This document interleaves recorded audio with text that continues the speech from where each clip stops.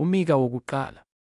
Izwi likaJehova elafika kuMika waseMoresheti ezinsukwini zikaJothamu, no-Ahazi, noHezekiya, amakhosi akwaJuda, owalibona ngeSamariya neJerusalema. Zwanini, bantu bonke! Uqaphele, mhlaba nokugcwala kwakho. INkosi uJehova ibe ngufakazi ngani? INkosi isethempelini layo elingcwele. Ngokuba bhekani, uJehova uphuma endaweni yakhe. Ehle, anyathele ezindaweni eziphakemeyo zomhlaba. Izintaba ziyakuncibilika phansi kwakhe, nezigodi ziyakuqhekezeka. Njengengcina phambi komlilo, njengamanzi athululwe emaweni. Konke lokhu kungenxa yesiphambeko sikaJakobe, nangezono zendlu yakwa-Israyeli. Siyini isiphambeko sikaJakobe?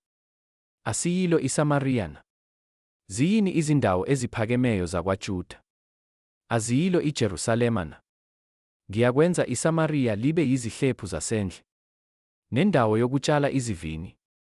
Ngiqulele amatshe alo esigodini, ngambule isisekelo salo. Zonke izithombe zalo ezibaziweyo ziyakwaphulwa, nakho konke elikukhokhelweyo kuyakushiswa ngomlilo. Nayo yonke imifanekiso ngiyakuyenza ukuba ibe yincithakalo.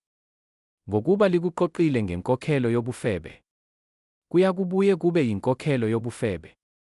Ngenxa yalokho ngiyakukhala. Ngihewule, ngihambe ngihlutshuliwe, ngihamba ze, ngenze isililo njengamakhanka, ngikhale njengezintshe, ngokuba amanxeba alo awanakuphulukiswa. Lokhu sekufikile nakwaJuda, kufinyelela esangweni labantu bami naseJerusalema. Ningakulandisi eGathi, ningakhali e-Akha. Ebethi Afera hukuzelani othulini.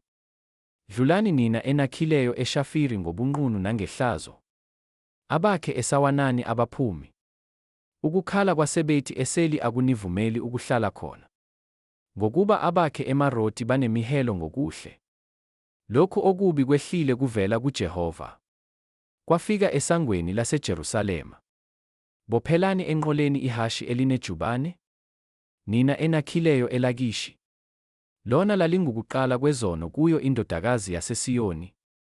Ngokuba iziphambeko zakwa-Israyeli zafunyanwa kuwe, ngalokho uyakupha iMoresheti Gathi isipho sokuvalelisana. Izindlu zase-Akizibi ziyakuba yinkohliso kuwo amakhosi akwa-Israyeli. Ngisezakwehlisa phezu kwenu, enakhileyo eMaresha oyakunidla. Udumo luka-Israyeli luyakufika e-Adulamu.